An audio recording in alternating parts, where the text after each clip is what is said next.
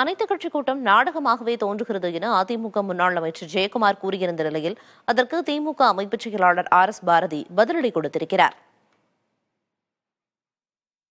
இருக்கின்ற அந்த சூழ்நிலையை பார்க்கும்போது ஒரு நாடகம், அதாவது கமலஹாசன் கூட வந்திருந்தாரு, அவருடைய பாடலையும் சொன்னா ஒரு நாடகம் அரங்கேறது, நல்ல காட்சி நடக்குதம்மான்ற மாதிரி ஒரு நாடகம் தான் இன்னைக்கு வந்து அரங்கேற்று இருக்காங்க.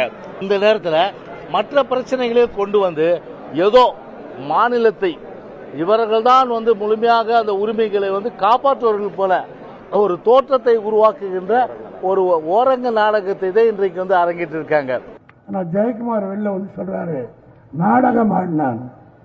நான் அந்த ஜெயக்குமாரை கேட்கிறேன், நாங்கள் நடத்தியது நாடகம் என்று சொன்னால் 4 மணி நேரம் உட்கார்ந்து 2 முறை கொடுத்த ஸ்நாக்கையும் சாப்பிட்டுட்டு வெளியிலே வந்து நாடகம் ஆடினார்கள் என்று சொன்னார். அந்த நாடகத்தில் பங்கேற்ற நீ வில்ல வேட்டம் போட்டியா, காமெடி வேஷம் போட்டியா என்பதை நாட்டு மக்களுக்கு சொல்ல வேண்டும்.